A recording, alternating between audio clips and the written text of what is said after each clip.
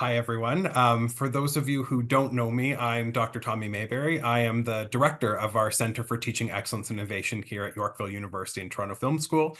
And it is my incredible honor, privilege, and pleasure to be welcoming Dr. Johanne McCarthy, or Dr. Jo, as I call her, back into our virtual space with us for the part 2 of her Decolonization in Action session with us. We are going to turn it over to Jo momentarily to just take us away into part 2, and then we will move into our intentional Q&A together. But to open us in a good way, I want to share a little bit of my land journey that I've been continuing on as I've joined Yorkville and Toronto Film School, because last week I was out in BC at our new Westminster campus, which is along the Fraser River, and I have now visited all 3 of our main provincial sites of Yorkville University and Toronto Film School, and I've got to spend a good amount of time, not as much as in Southwestern Ontario here, but a good amount of time, a week each, out east and out west, on the land and with our communities, and really thinking about the spaces that our campuses occupy and the ways that they are engaging in the land and on the land with our students and with our faculty. And so what really struck me with both coasts was right on the water. And when I moved back home I'm now in Cambridge, Ontario, but I grew up in Elmira, Ontario, and Westmount Rose.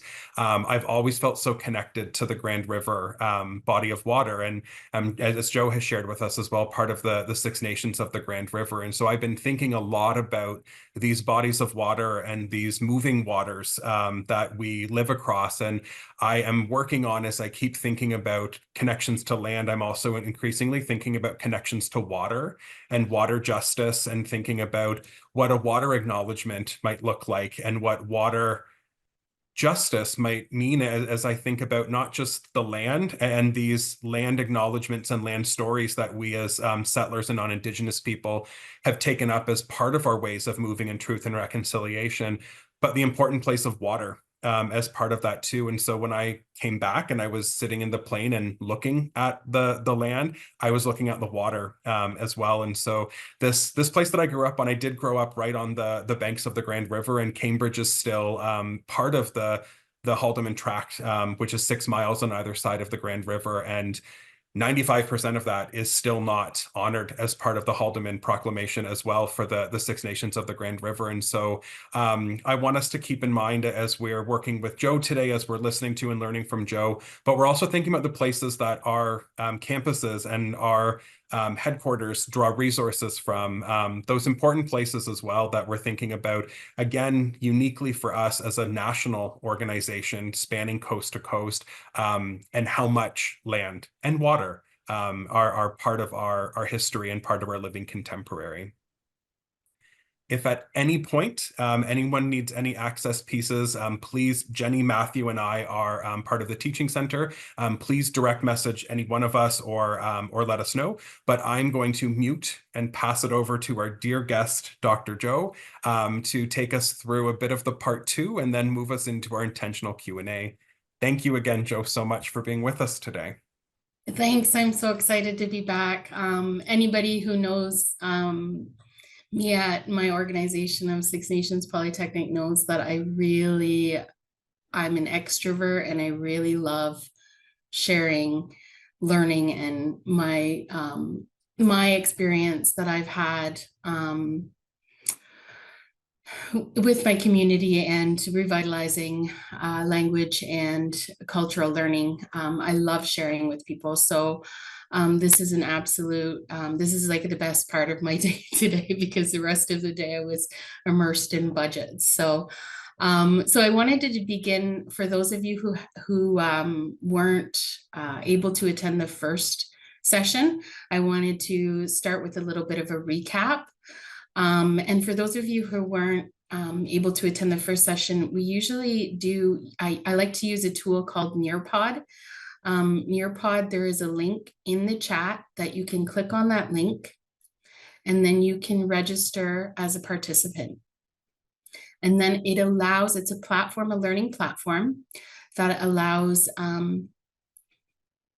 your voice to be incorporated into the presentation. So it allows me to ask some questions and to interact in a virtual environment. So for me, it feels more like like Indigenous learning, where we can actually sense feedback and sense what where other people are at in their learning. Because virtual learning, I'm telling you, it is so hard for everybody, but for Indigenous instructors, it's a little bit harder because we are taught to be responsive to our group of people that we're learning with and learn with them. So we need input as well. So so if you can all join on that Nearpod link, and then add your name. I see I have 10 participants so far. Then we can get started. Just give a few more seconds. Okay. All right, so to recap, what we learned last time is we learned that as Haudenosaunee people, we like to bring our customs to our learning and our teaching. And I began with the customs that were frequent on Turtle Island, which focus on the good mind and inclusion and building relationships. So I taught about how we open up, every day with the Ginohanyo, and sometimes I would open my class with teachings about burden baskets or about, just being together in a space with gratitude and the good mind. And then we learned and recognized that a lot of what we know is from a colonized lens. And remember, we did a matching game and we discovered that we knew more about in non-Indigenous culture on Turtle Island than we did about some of the Indigenous cultures on Turtle Island. And then we recognized through our time together that narratives come from our worldview. So they're formed from ideas that are transmitted through language and culture, usually about self-worth and value, which is referred to as axiology. They come from ideas about what's considered knowledge and how knowledge should be transmitted, and that's referred to as epistemology, and then ideas about our reality and our existence, our ontology. And these things combine to help us formulate our ideas about the narrative of what is normal. And then that narrative of normal, which is passed down through our culture and through our languages, it helps us focus our perspectives and ways of and formulate our ways of doing, being, and knowing. So sometimes we also learn that the focus on the way we do things and the way we are and how we know things is unconscious. And that's due to repeatedly being exposed to this way of learning. And then we kind of hardwire these shortcuts within our brain. And we learn that by looking at Ames's window and recognizing that Ames's window, which is an optical illusion, it's hard for us to not see a window spinning because we've had so many repeated exposures to windows. But if we took that optical illusion to a culture that had no experience with windows, they don't get tripped up on the optical illusion. So, and even though we know that, we still have a problem recognizing that it's an optical illusion. So that was a powerful lesson as well. And so then when we're talking about inclusion and how do we open our perspective to be inclusive if there's that many barriers because of what we've repeatedly learned from our culture, then the question then becomes, how do we foster this inclusion of Indigenous perspectives on Turtle Island, which is our home continent, and how do we actually do the decolonization? Because it's really hard to do. So if I say to you, Scano, Swagego, Johanne McCarthy Dugas Natse, Onondoge, Honon, Niwa Kwenzodan, Naganyago, Niwage Shotdan, He Niwo Neo Quens Age Daga Den Gion. How many of you know what I just said? So how many of you understood everything that I just said?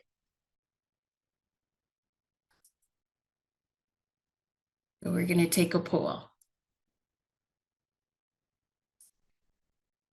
Okay, so you guys can interact and click yes or no if you understood what I was saying.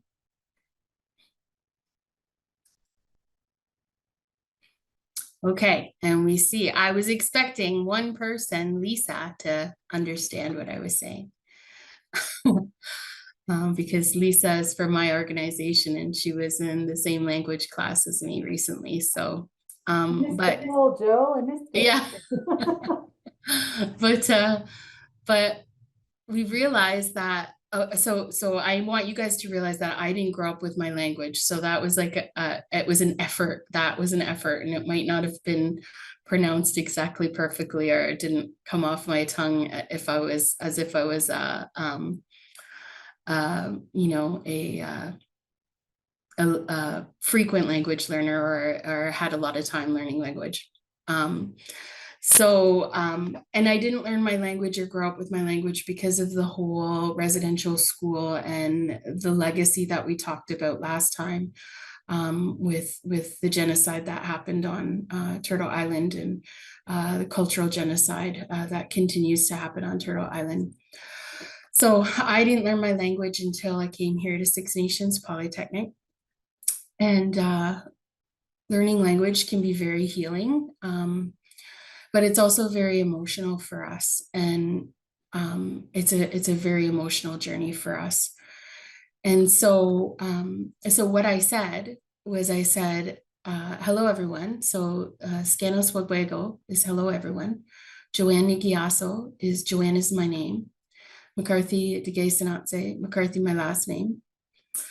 Onondaga Hono Niwat Quenzodan is Onondaga, my nation.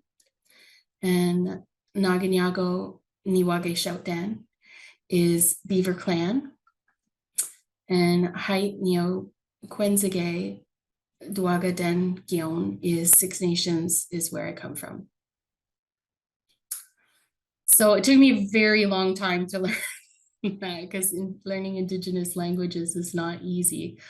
And language revitalization is definitely our aspiration and our goal, to help capture and transmit our axiology, our epistemology, and our ontology to the next generation. And research is being done in language revitalization. And it says that it takes at least 3 generations to revitalize language systems. So I'm glad to be working at Six Nations Polytechnic and to be supporting and watching my kids, who now have the privilege of learning from, you know, right from daycare on Six Nations how to speak. And it's very emotional. But I'm also very impatient, and I want to know how else I can keep the momentum going and how I can do better to facilitate understanding and build relationships and support decolonization, which is why I am actually here, to help support that. Because it's a tricky question. This is always a tricky question, and it's a tricky process. And it's now becoming even more complicated as we enter the virtual environment, which limits our accessibility, our inclusivity, and our ability to connect. And as Western colonial thinking organizations, they're trying to incorporate us and to help decolonize for us before they begin to do the work to reflect on how this happened and how to first repair relationships. So that's why I'm here, is I want us to focus on repairing relationships, and I want to focus us on how we do that in a good way. So this is essentially where the 3 Ps framework came from. It came from our history. It came from my experience working in mainstream organizations, and the struggles that I had working in mainstream organizations, being at the time I was there the only Indigenous faculty at the one very large campus. And then it was developed even further once I moved here to Six Nations Polytechnic, and had a chance to see how within my community we were taking the steps and navigating the challenges to revitalize language and cultural learning within our own communities. So I recognized the struggles, and I recognized that I wanted to be a part of the solution and do my part, things that I could do, which language learning at the time was not something that I could do. And I wanted to do it in a way that fostered repairing relationships and fostered that understanding of value for Indigenous ways of knowing, being, and doing. So I used tools that I had access to in order to grow connections. And my tools were the English language and not the Gayokono language, and some frameworks that I had learned about in Western education, and that were already established and could be borrowed and modified to help communicate an awareness of knowledge ecosystems, and a consideration for more holistic efforts to start implementing decolonization and change. So as we unravel what we know using the 3Ps framework, I want you guys all to recognize that this isn't the end, and it's not the only way to do things. It is, for me, it's a beginning. And it's a beginning that, we did actually test at McMaster when we were doing the Indigenous Health Initiative. So recall that for Indigenous peoples, indigenization for us is about shifting patterns of thinking and changing behaviors that govern our connections and our relationships with each other. So we want to do this so that we can all embrace a new understanding, and we can discover more equitable and harmonious ways of being together. So this framework represents more of an active process, one that is about including and caring for groups of people and their worldviews and their ways of knowing and transmitting knowledge. So we need to consider what this means in the context of institutions of education that have historically and very aggressively devalued and marginalized us and tried basically to wipe out our ways of knowing and doing. And so the only way to begin decolonizing and to foster the belonging and inclusion of Indigenous being on Turtle Island is to be aware that this stuff happened and that we're still healing from it.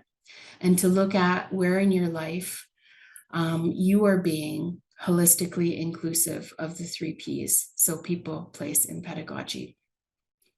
So now the last time we discussed the colonial traps and what happens commonly if we don't include all 3 aspects in our initiative.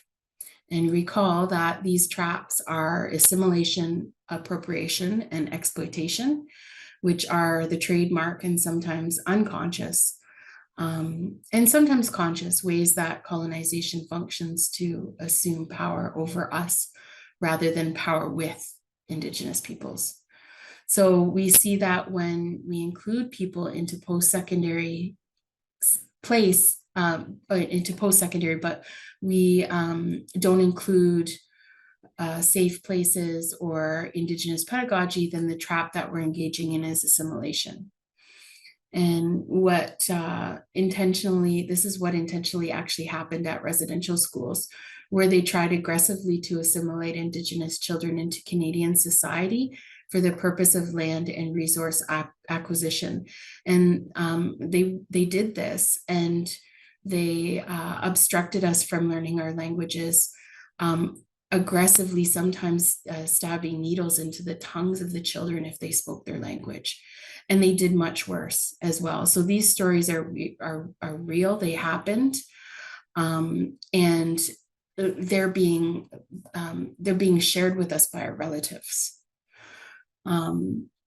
So when we can also unintentionally assimilate people if we're only concerned with things like student numbers.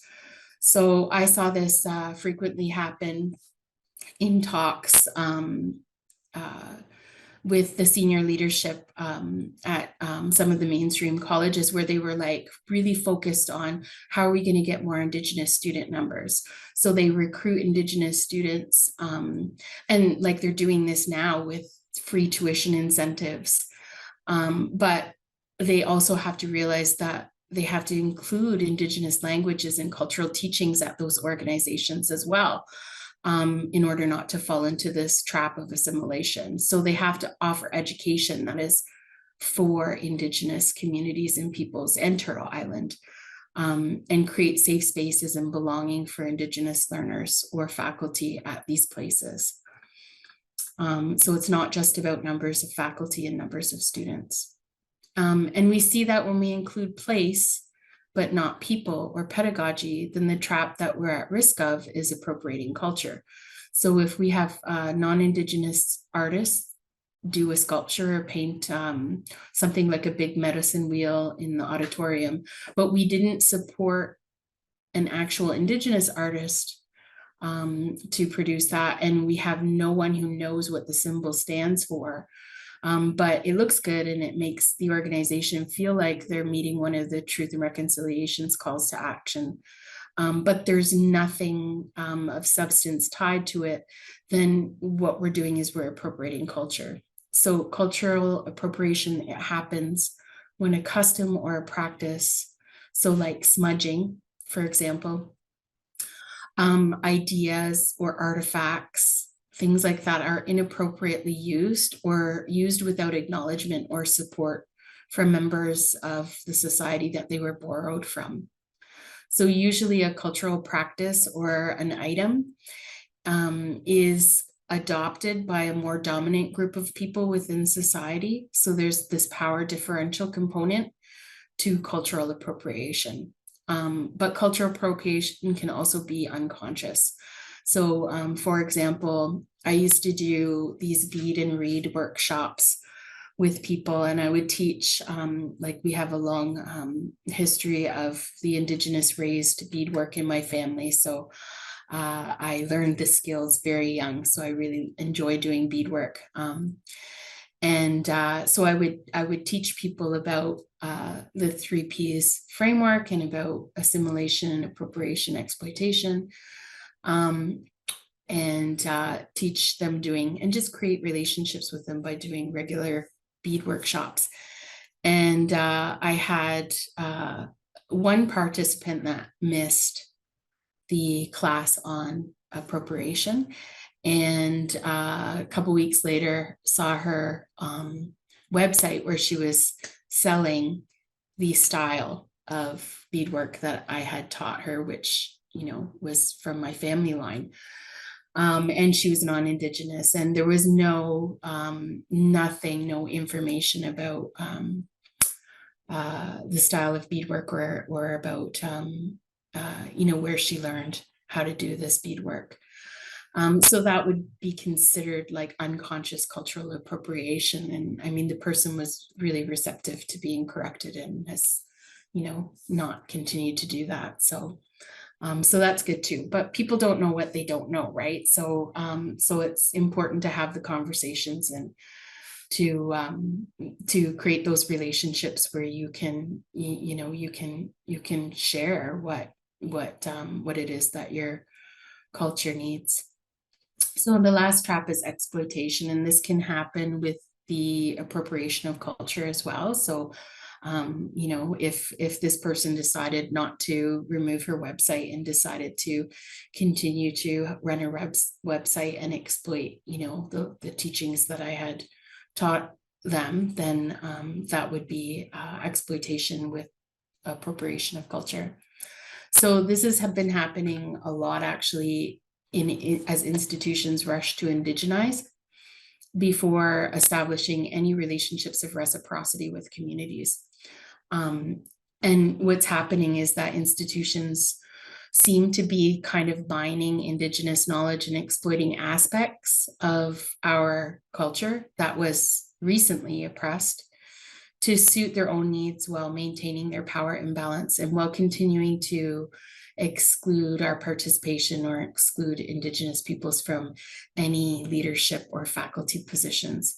So what this looks like for exploitation by organizations is we see Indigenous student support people being hired, but they're the ones that are burdened with the responsibility of educating the entire system. And then we see only part-time or guest speakers hired to deliver upon requirements of the Truth and Reconciliation calls to action. Or we see, maybe one curriculum developer hired across the organization to create Indigenous content for the entire college or university for only a short contract. And that's what we mean by exploitation. And that's kind of what happened to me in my role. One of my roles in mainstream is my last assignment. They expected me to indigenize the aviation program, and I have not a clue of anything about aviation. And I was just like, why am I indigenizing the aviation program? Like it was just, it was really a feeling of tokenism. So we've got to make sure that we do better. And we recognize that we don't want to fall into any of these colonial traps. And we want to make sure that when we're including people, we're also including place and pedagogy in a respectful, holistic manner. So post-secondary education institutes can help to bring about reconciliation for, the legacy that we've all inherited of residential schools by addressing the absence, noticing the absence first of Indigenous people, place, and pedagogy, and then addressing the absence with a holistic strategy to reconcile for our legacy of the past. So how do we fix this? And this is what we struggle with, is how do we fix this together? And the first step, once again, is recognizing that we have a problem. So remembering that we don't know what we don't know, but also remembering that we can learn more by including diverse people with wonderful diverse backgrounds and perspectives and ways of doing things. And then once we're aware, we can use that to motivate us. And we can also motivate people by having something that I like to call the change conversation. So in my clinical practice as a naturopathic doctor, for those of you who weren't here for the last session, I am also a naturopathic doctor, which is where I grew my holistic perspective at caring for whole systems of things. I learned a lot also about how to shift people's motivation. So opening awareness sometimes isn't enough. In my clinical practice, like over and over again, people would know and they would tell me that they knew what they needed to be healthier. But sometimes it was difficult because they were more comfortable when they were stuck in their established narrative of what was normal, right? So, I would try and teach them to have healthier food or healthier eating habits, and to change some things. And they would say, well, it's not normal food, but it wasn't normal to them and what they were used to. So it's challenging and people get stuck. And so we start with having a change conversation. And I began here at McMaster University too, when we were building the Indigenous Health Initiative. So once we recognized the need to be inclusive of the 3 Ps, we needed to talk more about how do we make this happen. And remember, our brains, they really like to seek out information that supports what we already know. because new stuff makes us uncomfortable. So, what that kind of means to me is that, it could be looked at like ignorance is like an addiction. Like you can get addicted to being ignorant because it's so uncomfortable to get out and to make change and to do something an unfamiliar way. So in the case of Indigenous inclusion for Western colonized systems, it's easy to put off this change because it doesn't affect you directly, or you don't perceive it to affect you yet. So we start to be more aware and prompted to move forward with change if we're also prompted regularly to articulate our goals. And the easier those goals come to mind, the easier they are able to motivate behavioral change. So repetition and articulating what our goals are repeatedly can help motivate behavior change. So whether as a teacher or an organization, when you think of reconciliation and inclusion and indigenization or decolonization or any of those things, think and write down some answers to these questions repeatedly. So why do you want to make this change? And write it down. It could be a simple reason. So it could be like, because I care, or because my organization's strategic plan says that it's our goal, or it could be because I want to do my due diligence and follow some of those recommendations from the Truth and Reconciliation. And then think about how you might go about doing this in order to succeed. So this is a more complex question, and it may take more time and more brainstorming. And this is actually the question that I asked myself when I came up with the 3 Ps framework, is how might I go about doing this in order to succeed? What are the pieces of the puzzle that need to be there in order for success to happen? And then to expand our value for these goals, we can list the 3 best reasons for you to do it.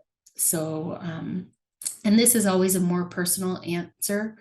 And the more personal it is for you, the better. It helps to motivate you to relate to the very personal reasons why you want to change. And then the next question is, how important is it for you to make the change, and why? So for this one, you can say whatever you think. So it's important for me to be more mindful and grateful for my place here on Turtle Island. It's important for me to know that I acted and I didn't just talk about reconciliation, or like Tommy said, I'm feeling this real connection to water, and it's important for me to explore that connection more.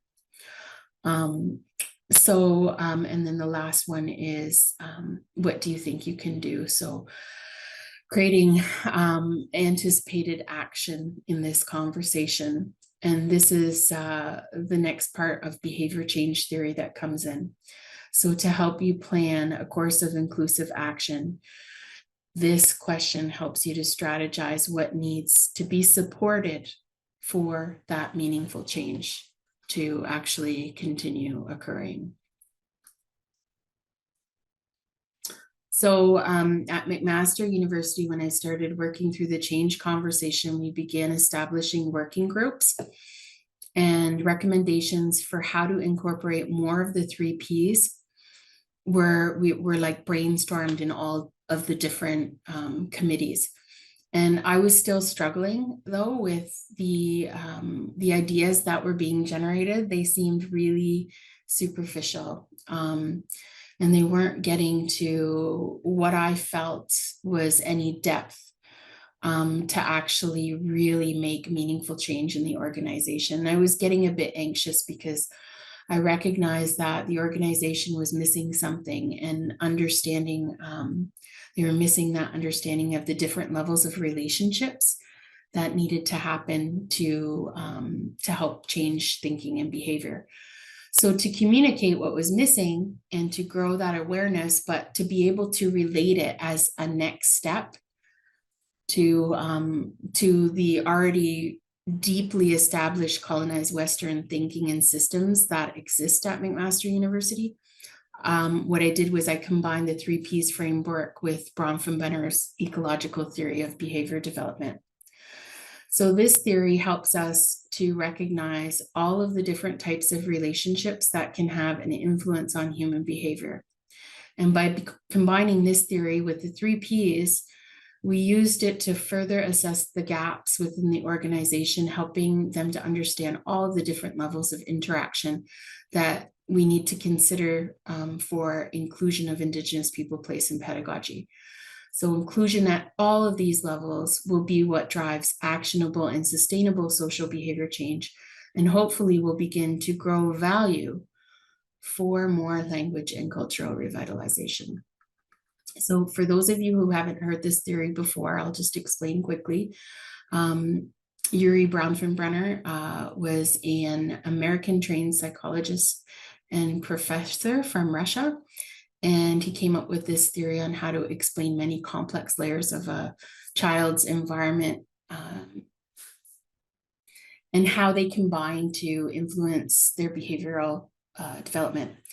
So this theory assumes that behavioral development is affected by everything that surrounds us. It's a culmination of all of our relationships. And we say, when we give thanks with that Ganohanyo that I taught about last session, we say that each morning, and we greet and profess gratitude for all of our relations. And what we mean by that is all of our relations, because all of our relations contribute to our well-being. So I think that's possibly why I was really attracted to this relationship theory, is because we are a very relationship-based culture. And I liked it because it was a way to communicate the importance of holism and relationships, and that we really need these relationships for healing. So at the first level of this, we have the relationship with self. So that could mean the balance that we have between mental, emotional, spiritual, and physical health. Could mean our self-esteem and our sense of self-actualization. So like knowing who you are, where you came from, and why you're here, independent of any of the external pressures and expectations that we have to navigate. And for Indigenous peoples, we have shown repeatedly how our teachings help us to maintain our authentic identities. We value balanced, holistic health, and we value our authenticities, and we value that strength that we get from welcoming in diversity. We value our unique gifts, and our culture kind of trains us to look for those unique gifts. So at the microsystem, this is the smallest and most immediate environment that the person or the self lives in. So it's like your home environment, your school, your peer groups, and your community, immediate surrounding community environment. And if we think of Indigenous students, because we are wanting to change behaviors to make education more inclusive, then at this microsystem, we can think of the relationships of immediate belonging within the classroom or in a virtual online setting, or even, with peers in the cafeteria or wherever they're socializing. The mesosystem is the relationship between different microsystems, and it's the link between home and school, or peer groups and family and school. And if we think about the faculty who is teaching, we can think, do they have any connections or positive relationships with Indigenous students? And are they engaging with Indigenous communities and participating in community events? What are their experiences and interactions? Are those positive? And are they, reinforcing positive interactions, or are they not so positive? Do classmates, do they have experience or any understanding of each other's differences, and do they value those differences? So things like that. And then the macro system is the relationships that may exist between two or more settings, but may be indirect relationships with Indigenous students. So for example, an Indigenous person applies for a job, like a teaching job, and is not hired because they don't have enough Western credentialed teaching experience. And so instead, a non-Indigenous person is hired. And then the Indigenous student doesn't see themselves represented in their education as educators because they've never had an Indigenous teacher ever in their experience in post-secondary. So the population level, this upholds unconscious narratives. When things like this happen in the macro system, and the narratives that are occurring are that hinder our inclusion, our narratives of incapability. We're incapable of teaching our own culture. I'm, incapable of presenting my perspectives on, using like Western models. But the more we expose and create relationships, healthy relationships within the macro system, the more we will be able to change behaviors and increase inclusion and dispel those narratives, unconscious narratives of incapability by exclusion. So the exosystem is the largest system of relationships containing all of the distant relationships that have significantly affected the development of behaviors. So for example, in the development of Indigenous inclusion behaviors, this could include like cultural patterns and values of post-secondary education, which, we don't necessarily have the same cultural pattern and value for post-secondary. The values and the purpose and the way education is delivered, and the political and economic support systems that that help support alternate systems of post-secondary education, like Nations Polytechnic. We see that Indigenous institutes, the exosystem that exists is severely underfunding Indigenous institutes because it's not necessarily as valued a way of doing things. Yeah, so that's happening. And so things like commitment to funding can be a way we can make changes within the exosystem and create inclusive behavioral change to develop the environment that that will commit to, creating more inclusion for these different values and diverse ways of doing things. So the chrono system is like the 3D aspect of this model that considers the complexity and the transitions and shifts happening across the lifespan. So it also involves the socio-historical contexts that influence relationships. And so now this is huge for Indigenous peoples. Our relationships in the chrono system are, like newly being repaired. And it's still affecting us. We wanted to build a nation with newcomers and with colonizers coming to Turtle Island because we really valued diversity. So we welcomed people in. But the way we had imagined it, it didn't turn out that way. And society now recognizes how wrong it was. And even though the recognition is there, the intergenerational impact is also still very real, and it's still influencing our contemporary relationships and our ability to change behaviors. So we can use this framework to help us to understand the complexity of what needs to be included for behaviors to change. So for relationships to change, or to move towards meaningful reconciliation. We have essentially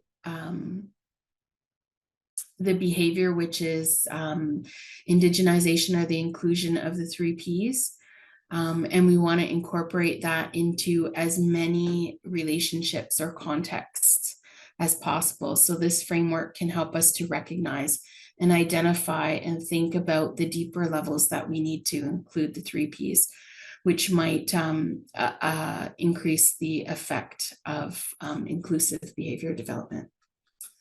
So when we go through this exercise of reflection as a person or as an organization, it helps us to see the gaps that we otherwise might not have noticed. And it helps us to imagine more options for incorporating the 3Ps effectively. So at the micro level, we can make sure that our daily interactions are inclusive of Indigenous peoples, that we have a place and our voice and understanding or worldview is respected and valued. And at McMaster, we looked at meeting structure as a micro example. And we incorporated meaningful land acknowledgements into our meetings. And for all of our committees, we recognized, oh my gosh, all the chairs are people of power within the organization who can make change, which is good. That's who you want as a chair, but none of them were Indigenous. So we changed our committee structure and we had every committee had 2 chairs.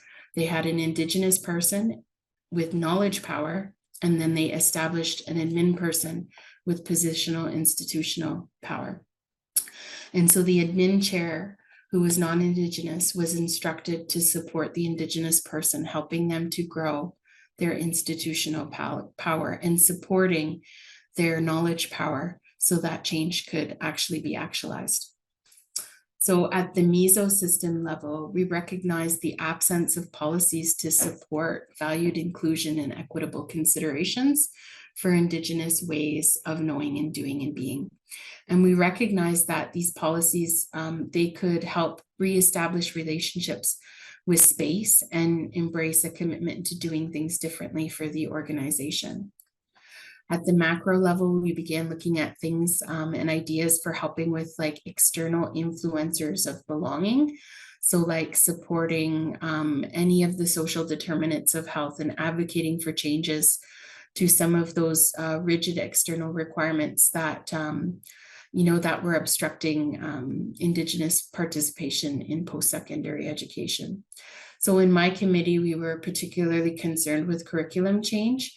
So we looked at and advocated for mechanisms that would support curriculum change to respond to Indigenous peoples and environmental needs, rather than prioritizing our arguments and our reasoning for workforce or profits, changing curriculum for workforce or profits. And so it went on like that. And then we went through all the different levels and the gaps were identified. And there were many gaps. But the most obvious gap was an absence of people in all of the relational levels in the organization. So they began to cohort hire for staff and faculty so that Indigenous voices and experiences could begin to be developed. And so that inclusive place and that pedagogy could come from a team of Indigenous voices. And so then that team could also be there every day and, create those relationships every day in these areas that typically Indigenous people have been excluded from. So,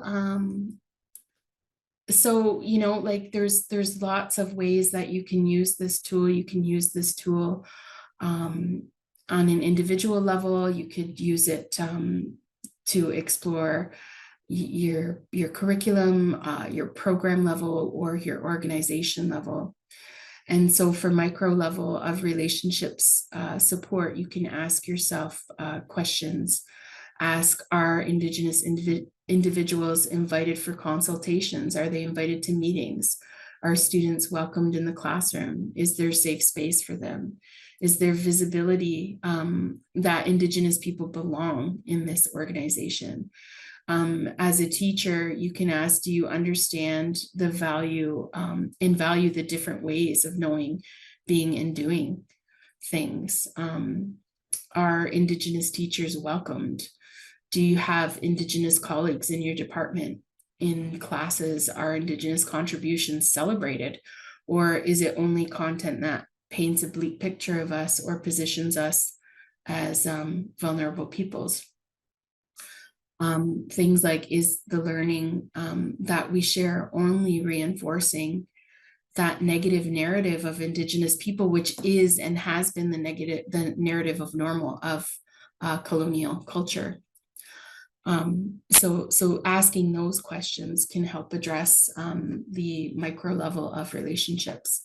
For the meso level of relationship support, are you aware of the policies that the college has committed to support inclusion? Have you read the TRC's 94 calls to action, or the United Nations Declaration on the Rights of Missing of Indigenous People, or the Missing and Murdered Women Girls report that that people put time in to tell Western organizations how to contribute to our healing? Like, we've done a lot of work to advise on how to contribute to healing.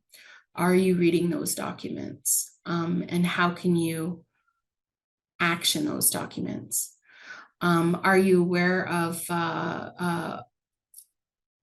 like how to heal relationships? Have you engaged your local Indigenous community? So so these are things that you can explore. And then for the macro level of relationship support, you can ask questions like, are you aware and familiar with your students' livelihoods, their social determinants of health that may impact their abilities to navigate student or like school? Like, do you care about their social determinants of health and how they impact their abilities with you? Do you know how to suggest supports? Are those supports visible, available, and accessible? Are you aware of the barriers in the systems that continue to oppress our belonging on our home territories as Indigenous peoples? Are you vocal, and are you prepared to advocate when you see decisions being made about Indigenous education without Indigenous voices present at the table? And then for the exo level of relationship support, are you ready to be brave and to try a new way of doing things? Are you a culture that accepts diversity? Do you have, I did this exercise with a bunch of medical doctors at McMaster, and it was called your Trusted 10 exercise. And they had to write down the 10 people they trusted most. And then we went through all of, you know, like the categories like gender and age and, you know, education.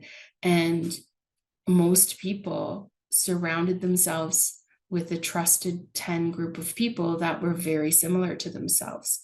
So we ask that, where does that come from? Does that come from your culture? And does your culture accept diversity? And how do you make these changes to strategies and to evaluation strategies that you hold to improve the success rate of Indigenous students and to improve your ability to support Indigenous communities? And then for the chrono level of relationship support, are you ready to be self-reflective and understand your belonging relative to colonization? Are you ready to understand how power imbalances over time and how the genocide of Indigenous peoples impacted your livelihood? And are you ready to observe how things have changed within your lifetime? So thereby recognizing where things need to go in the future. So these are important questions that you can ask related to all of these different levels of the framework. So I'm going to ask a question now as we get ready to enter the question and answer period. I'll ask a few prompting questions. So first of all, I'll take a quick poll to see if everybody's still awake. Have you learned something new in this talk so far? I'll give a few minutes to get people to answer.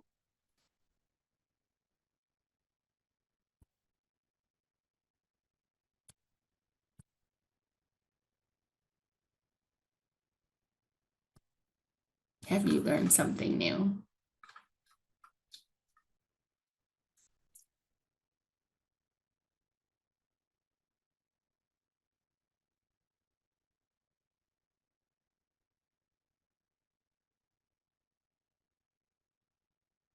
Okay, so we've got one person who did not learn something new. So they knew everything about my life. We have one person that I shared in my journey with McMaster.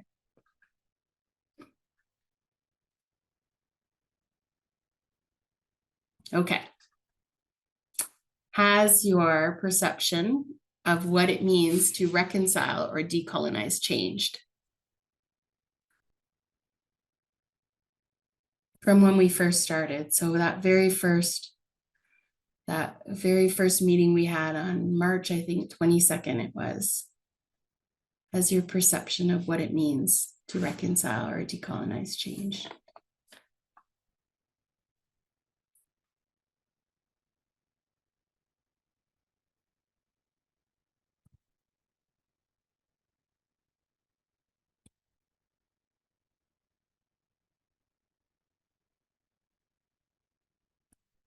So most have changed, and some people have had a really good background. I imagine they're in the line of work of decolonization or doing facilitation of decolonization work, which is good.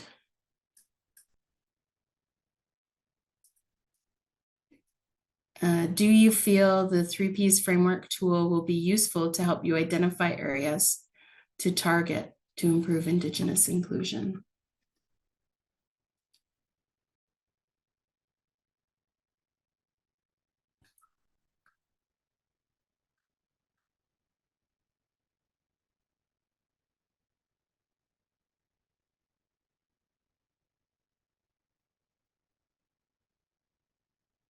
Okay, that's great. Most people feel that it's a helpful tool to help consider and open perspectives.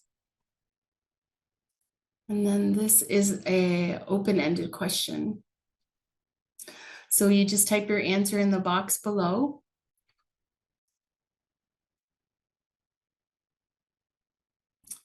And this helps me to see what to focus on for the next talk too. So what would you consider to be your main emergent learning outcome from this presentation? So if there's something that I'm not aware of that people are focusing on, then it helps me to direct the learning for the next presentation as well. What is the one thing that you think you learned from this presentation that was valuable to you?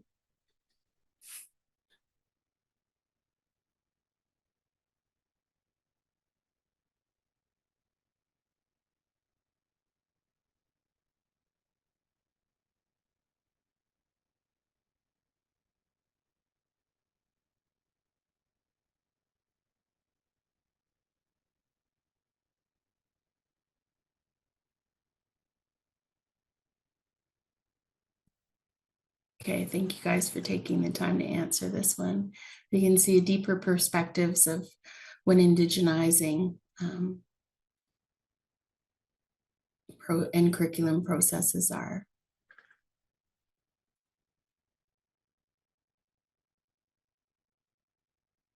And then, oops, something happened there.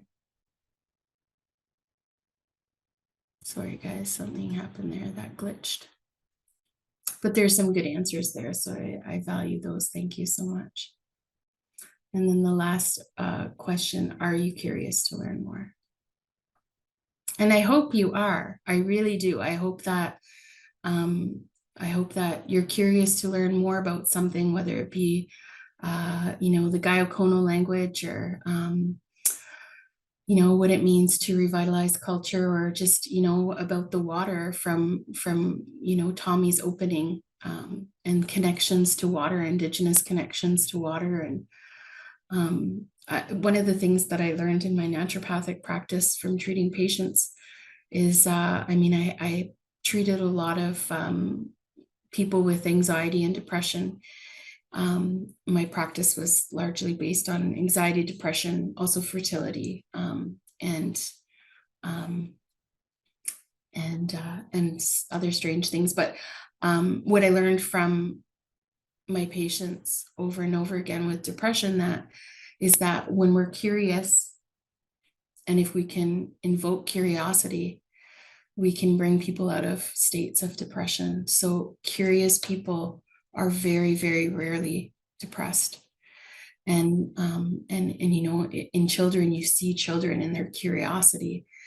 And it's tapping into that in people and getting them to find their childhood curiosity again that can actually help them to move out of that very scary, depressed place. So I always ask this, are you curious to learn more? Because I really hope that I'm helping you to recognize that there's so much more to learn about Indigenous culture and pedagogy, and this place of Turtle Island. And I'm hoping that because you're here, you'll connect and be curious and try and learn more. So when I see yes, I've convinced people that yes, a lot of people are curious to learn more. So just to finalize some take-home points, I did remind you last time, and I'm going to remind you again that, of course, my personal hope is that you recognize that the process of decolonization is about more than mere incorporation of Indigenous curriculum into your classes or your organization. It's about the balanced inclusion of people, place, and pedagogy. And remember, decolonization is an active process.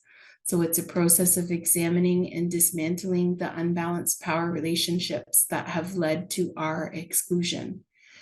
And we are not at a place just yet where we can just decolonize our thinking with our languages, because those are just being revitalized right now within our own communities.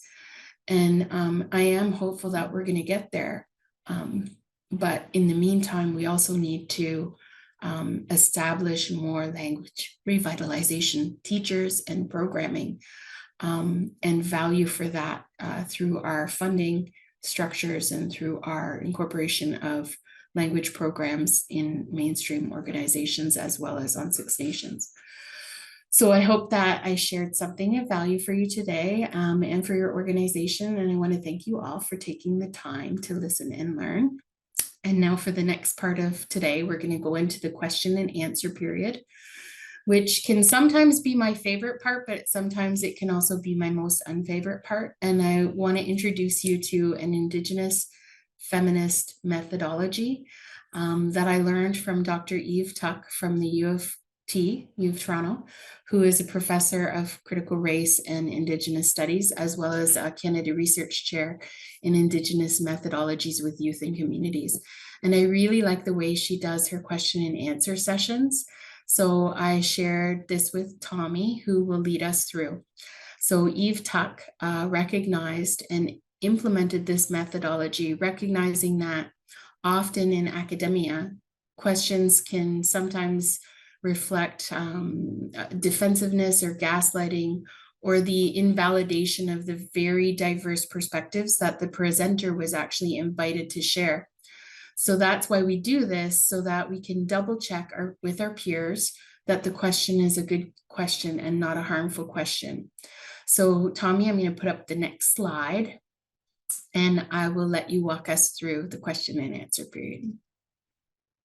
Thank you, Dr. Joe. And from all of us. Oh, I'm getting a glitch. Am I echoing for folks? No. Well, I was echoing for me, so apparently I'm just hearing my own voice here. Not now. Okay, so it wasn't just me. I was hearing my own voice wonkily back at me. But thank you so much, Dr. Joe, for that presentation and that contextualization of your work at McMaster University, particularly in health sciences. As Dr. Joe said, this intentional Q&A comes from the work of Dr. Eve Tuck at OISE.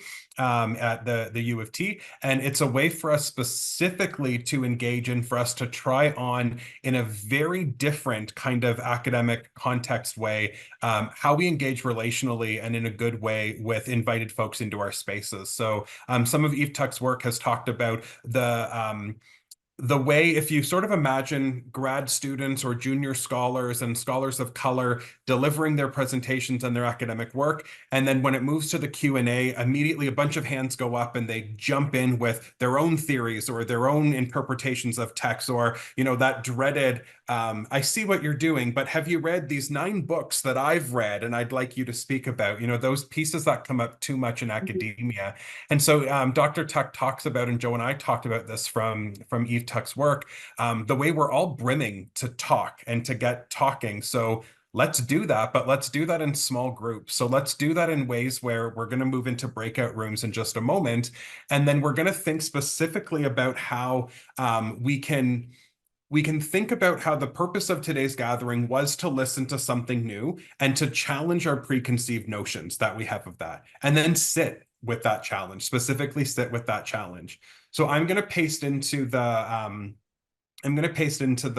chat some of the condensed directions from Eve Tuck. I think this will show up well. It's a little bit big, but I will go through it as well. And so this is some of the stuff that's on the slide too. So in your breakout rooms, we would love if you would discuss the 3Ps model and come up with some questions for Dr. Joe. And remember, these questions are about the institutional level, not the individual level, as the 3Ps framework was showing for us. And so this time is to peer review your questions and to peer review your questions, talking about them to make sure that it's really a question. Right? It's not a statement. It's not a rebuttal. It's not a musing on something that was said, and I don't know if there's a question in there. No, a specific question for Dr. Joe, and that it's not an attempt for any of us to defend our assumptions or our cultures or our egos or our own research for that. Also, really making sure that the point of the question is something that Dr. Joe needs to answer and address in front of everyone, that it's something pertinent to the talk, pertinent to our time together, pertinent to why you and TFS, why we've collaborated and partnered here for it, that it's not something that should be a private consultation, or specifically, this is that final point there, not something that you should be doing on your own as a lifelong learner as well. So knowing that Dr. Joe has done a lot of work in this area, life's work, I think, if that's not disrespectful, Dr. Joe, to say, and has done a lot of work and reflection specifically with our YU and TFS context in our relationship with Dr. Joe since the first time that we connected with her as well. Heart work, as Wendy is saying in the chat as well for that. And so really in your groups, as you're talking and as you're coming up with questions for Joe, figure out if the question is something that's asking Dr. Joe to do more work today, live in front of us, or if that's work that we should each be doing actively on our own as well. And so in those breakout rooms, some of the CTEI staff are going to jump around between the rooms to make sure that folks have what they need and the conversations are going well. And then in about 10 minutes or so, I'll put a message into the breakout rooms to remind you to come up with or to write down your questions to bring them back. The way that this is going to work when you come back is I'm going to ask everybody, so spoiler alert, I'm going to ask everybody, was your question peer reviewed? And if the answer is no, then don't post it in the chat. If the answer is yes, that your group peer reviewed it and here's the 1 or 2 questions your group came up with, then we're going to paste those into the chat. And then I'm going to read those aloud as a facilitator to the whole group and to Joe. And then we're going to engage in that intentional Q&A discussion together in that way. Before I hit the breakout room button, what can I clarify about our intentional Q&A based on and bringing in Eve's Tuck work from an Indigenous feminist lens?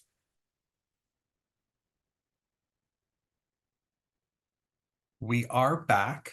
Feel free to keep your cameras on if that's your style. Also feel free, we were just chatting, feel free to turn your cameras back off if that's your style as well. As we move into the intentional Q&A with Dr. Joe now, remember these questions that we're about to put in, consider and make sure that it was peer reviewed, which for our sense coming from Eve Tuck, that it really is a question, that it's not an attempt to defend an assumption or a culture or an ego, that it does need to be posed in front of and answered in front of everyone on this call, and that it's not asking Dr. Joe to do the work for us that we should be doing on our own. So please, in whatever order, I'll wait for the waterfall chat there. Please, from your group, if you assigned a spokesperson typist for that, or if you have peer-reviewed questions, please take a moment to paste those into the chat. And then once I see them starting to come in, I will read aloud and facilitate with Dr. Joe.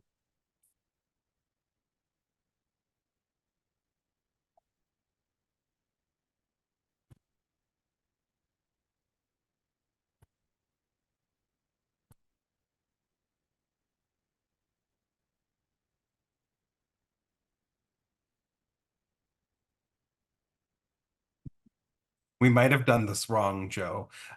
So far, things are coming in that says, well, in room one, we had no questions because either our questions were answered in the presentation or any new information has not had a chance to percolate and be reflected on how to question now. And then another room said, we didn't get to the peer-reviewed question. When the CTI team was popping in and around, they did tell Joe and I that there were some really great discussions that were happening. So maybe our 15 minutes wasn't long enough for peer-reviewed questions.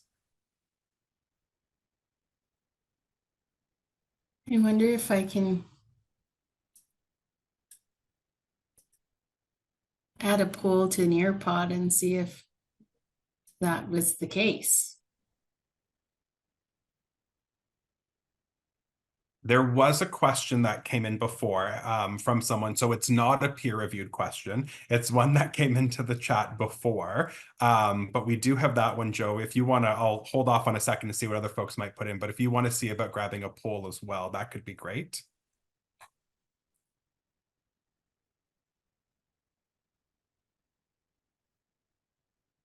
It is.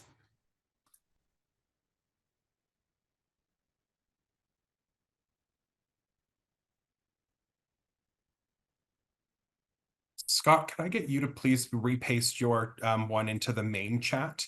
I see that Alexa says it is peer-reviewed above, but I don't see it in my feed. I apologize.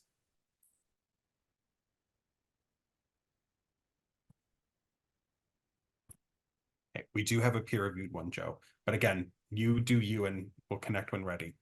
Thank you, Scott.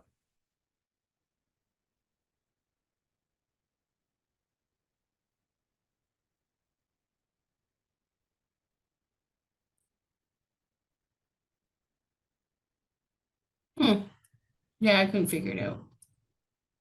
I know there is a way of doing it. Okay, it's a question. All right, the question is, oh, there's a couple more coming in as well. There's a question, sorry, so no, that was me. That was me being like, no one typed, therefore no one is typing and is gathering things. So that's a no-no, right? For us in online teaching, we need a little bit more time than in on-site teaching for those things to come up as well for that. But one of the peer-reviewed questions, Dr. Joe, is, as a member of our curriculum design team at YU and TFS, we're wondering if you had any suggestions for resources or frameworks for including place when designing online learning for students who could be anywhere. Right. Well, just one of the ways that we can improve the sense of place in virtual learning is using technologies like Nearpod, where you are engaging student participation and voice and including them in that space. Place is a hard one for virtual learning because we have something called the digital divide, where, I mean, even in my community, which is one of the largest populated, it is the largest populated reserve in North America, is that we didn't get internet access. We had no Wi-Fi until COVID hit.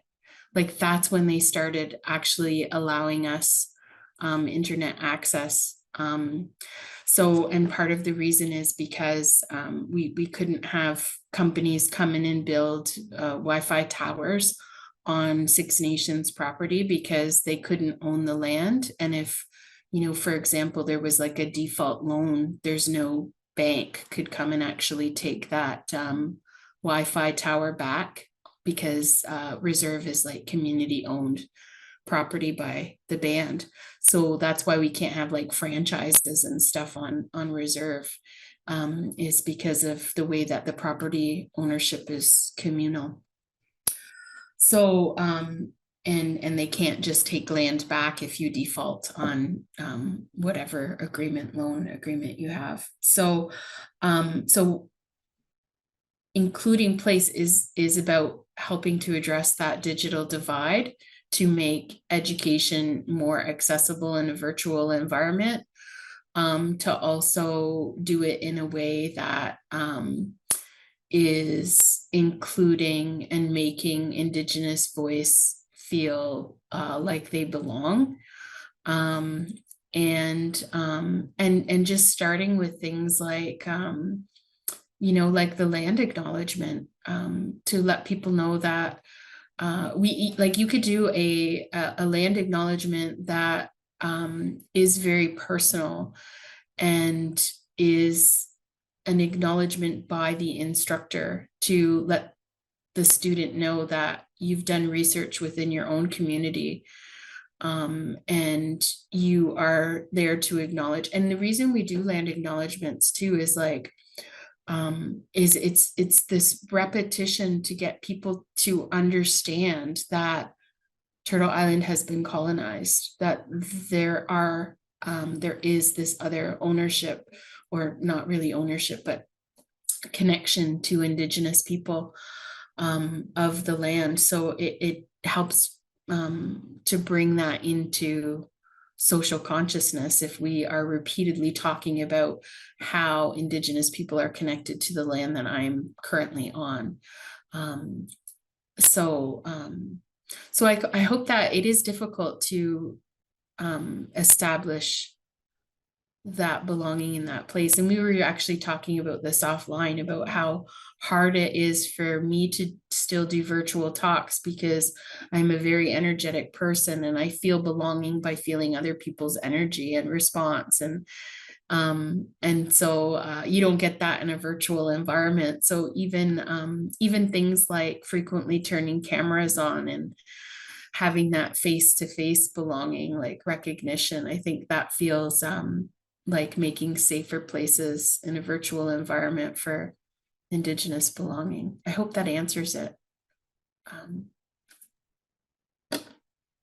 Joe, what you're saying is also making me think about when you and I first hopped on this call and we're chatting, and I was like, "Oh, are you at home today?" Remarking on your background, not looking like a campus kind of place for that, and that you had shared, "No, I actually had to come to campus for the Wi-Fi today," right? So, For if the Wi-Fi's not working at yeah. home today. Yeah, so we started talking about physical place and those kinds of like the restrictions that they have on that as well. And so that just, as you were talking and answering that question about including place in online, I think like, yeah, the way we talk about that, the way we, as you said in your talk as well, how we move in truth toward reconciliation, right? The truth of these places that we're on and drawing resources from. It doesn't just mean, what I'm hearing you say is it doesn't just mean physical place is how we do that in the 3Ps framework, that it's about bringing those histories and those stories and those contemporaries together. And like advocating. So one of the things that we did do when I was at Mohawk College, when we made the rapid shift, like we had 7 days to shift to virtual learning, which completely devastated anybody who was enrolled, anybody from my community who was enrolled in education. So what we did is we advocated for, like for those hubs, those sticks that students could actually use. They still didn't work on the reserve, but we advocated to try and find some solution immediately to welcome the students who were now excluded from the place of education because it all went online and we didn't have access to that. I created a digital divide video, which we used to advocate for the towers on Six Nations when we went through that shift. So And then just recognizing that the virtual place is a new place for a lot of Indigenous people coming from a rural community, and making, trial and error comfortable when you're navigating. So like today we tried this breakout session with this new methodology. And we could have had a lot of mistakes with it, but making that comfortable for students that are not as familiar with virtual learning and virtual spaces. Yeah, like that virtual places as well, I think is important as we put in front of that as well. Scott and the team are saying, thank you for your insightful answers. They've given a lot to think about and consider for our work. Another group's peer-reviewed question, Dr. Joe, it's a big one. How do we bring authenticity to the space and work? How do we have these types of conversations? Yes. So one of the common things that has been done that is being criticized is the pan-Indianism, and the indigenization. There's not respecting or realizing that there, are many, many different nations that have diverse ways of being and knowing that are Indigenous, and then lumping them all into one. So it's recognizing the diversity of Indigenous nations within your community and making connections with people, and sort of like refusing to use what you're learning about Indigenous people as a stereotype, like to set up a stereotype, and recognizing that just as there is diversity within any nation, there's diversity within Indigenous nations as well. So, you know, I think Western culture really does a number on teaching this underlying philosophy of unity by similarity. Like it teaches that all groups have to be similar in order to belong. And Indigenous cultural teachings, at least the ones I've been exposed to, Haudenosaunee teachings, they teach completely the opposite, that the stronger group is the one that has the more authentic diversity and gifts to share.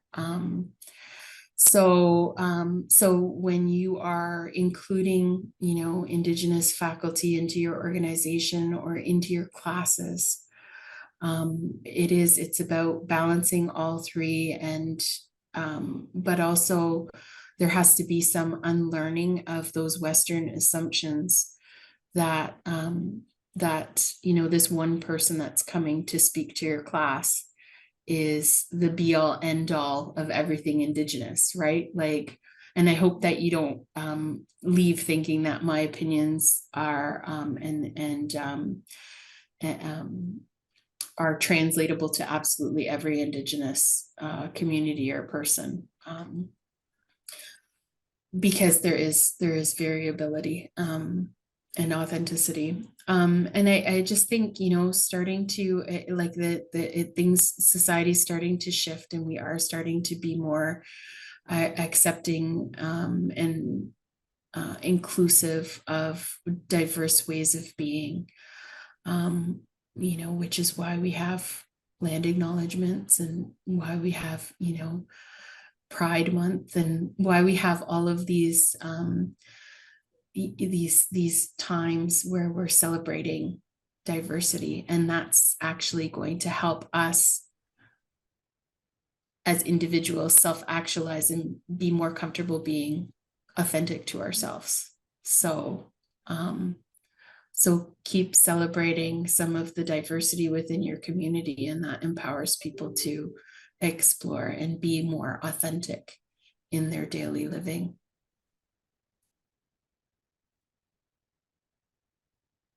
Thank you. I love that. That leads into the next question as well. The next peer-reviewed question is, how do we get people of diverse backgrounds into positions of power so they can have their voices heard? Yes, that is the question. So that's the very, very difficult question, because the way the institution values the credential that Indigenous folks and other, people of diversity have not maybe had the opportunity or even the attraction to go into Western education. They're not getting hired. So what we've done at Six Nations Polytechnic is we have implemented something called the Six Nations Polytechnic Learning Outcomes, which are like they're separate from the vocational learning outcomes, so of the career field, which is very Western expectations. But what the Six Nations Polytechnic learning outcomes is they are our aspirations of what we want every learner to leave with, which are our cultural values, to expand learning for language, to expand land-based learning, connection with the earth, to expand diversity appreciation. And so there's seven Six Nations Polytechnic learning outcomes. And what our Center for Teaching and Learning is doing is they are creating a infrastructure to capture a co-curricular record. So even though we might not be able to map those learning outcomes to the curriculum, we're able to capture and map them to our co-curricular record, which will be vetted and verified on transcripts, so that we can sort of show people that, we value this as part of your learning experience here at SMP.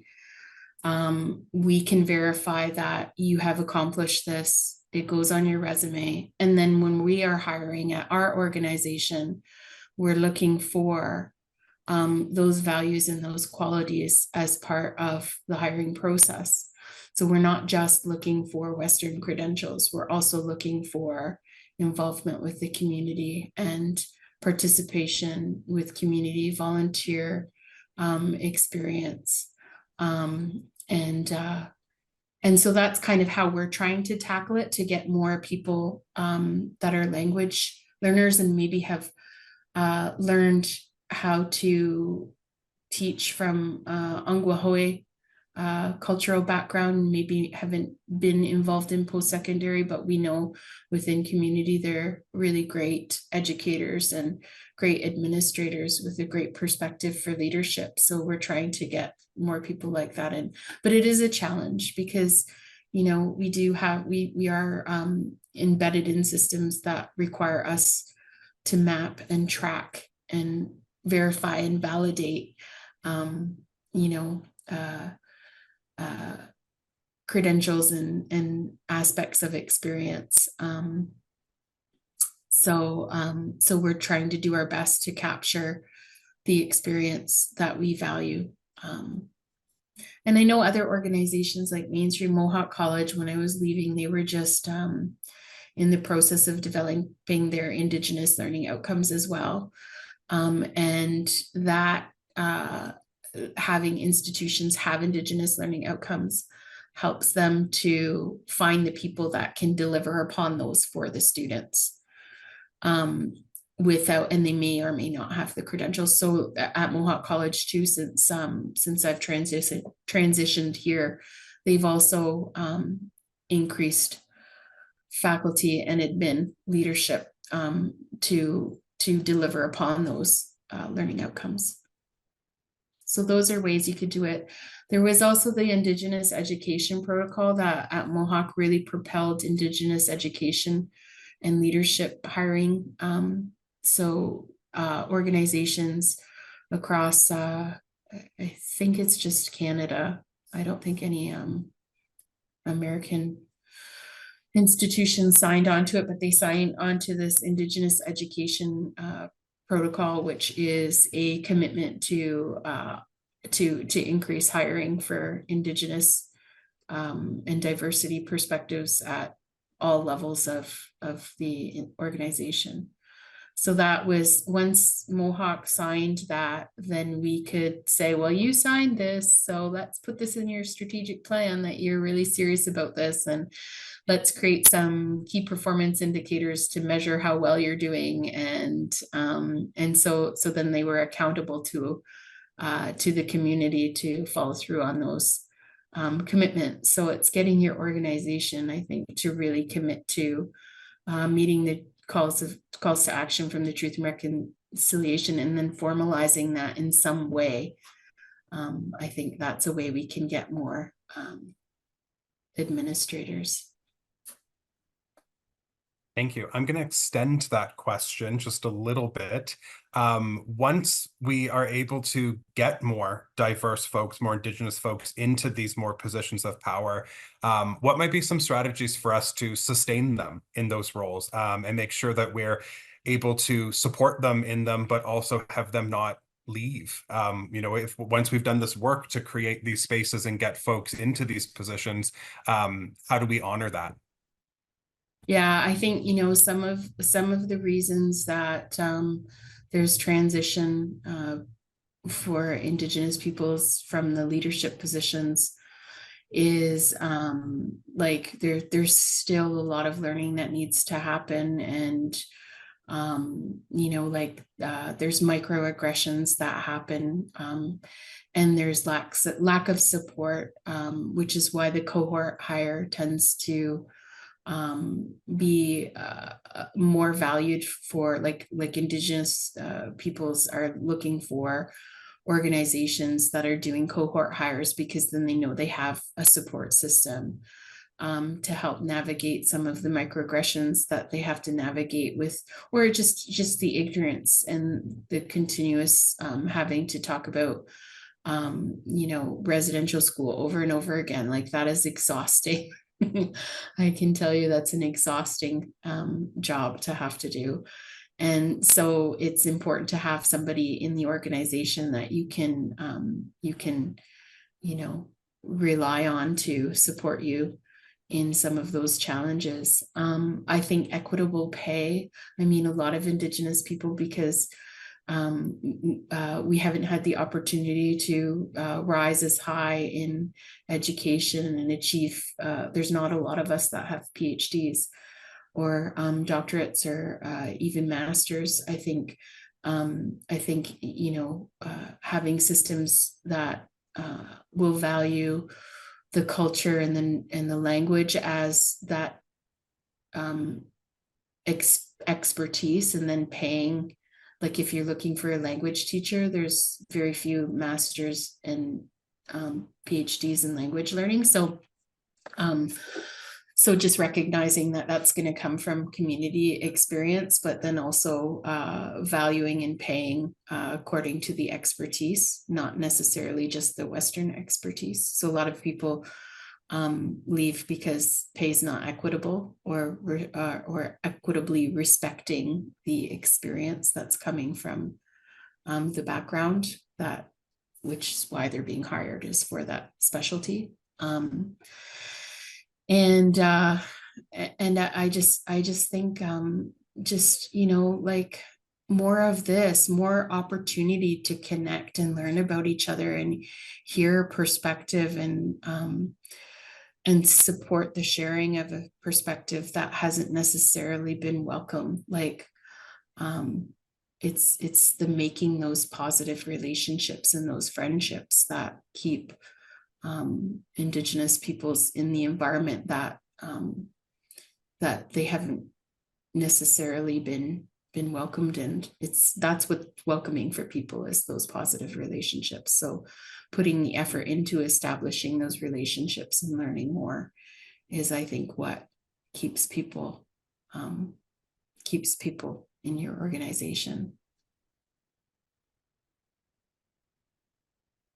And that leads into our last question for you, Dr. Joe, which is, how do we work toward creating safer spaces for faculty and staff to have these types of uncomfortable, difficult conversations about decolonization? Well, this is a model of it, a model of a way to do it is, and I hope that this was a healthy model for everybody who participated as well, is to, have that time to do the peer review. So you're stepping back and you're asking questions, and having time to digest the information. But it's about creating more opportunities for conversation, and using tools like Eve Tuck's intentional question and answer, um, to help facilitate safe conversations. But the more you do this, the safer this space becomes, because the more questions that I'm answering that are like, really, these are really great questions, and they really feel good to answer for me, and they're not challenging my experience. I think that helps to establish the safer place.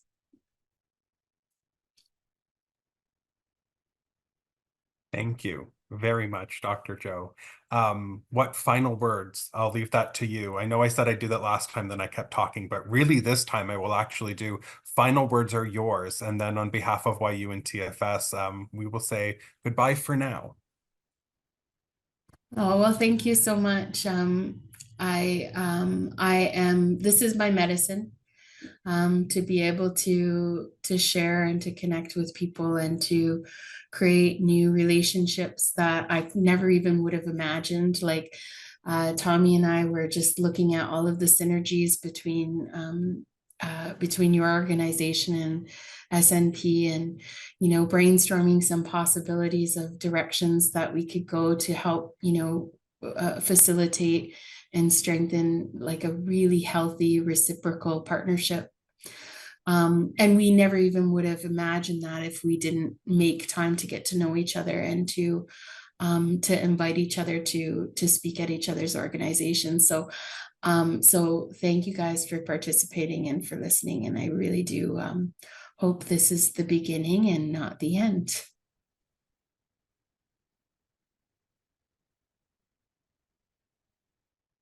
Thanks, everybody. Have a good afternoon.